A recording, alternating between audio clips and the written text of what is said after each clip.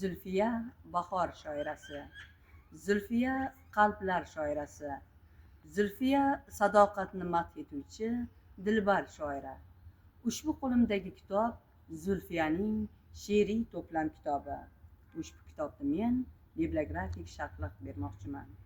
Zulfiya matn she'riy to'plam Toshkent ensiklopediya nashriyoti 2023-yil 80 betdan iborat.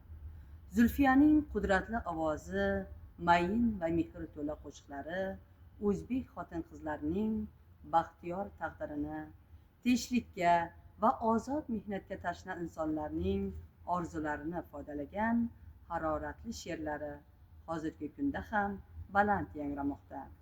O'zbekiston hukumati atoqli shoiraning madaniyatimiz taraqqiyotidagi katta xizmatlarini e'tiborga olib, Zulfiya nomidagi davlat mukofotini ta'sis etdi. Zulfiya ijodi millionlab kishilarga muhabbat va sadoqatdan saboq bermoqda, sadoqat va vafo ramzi bo'lib yashamoqda.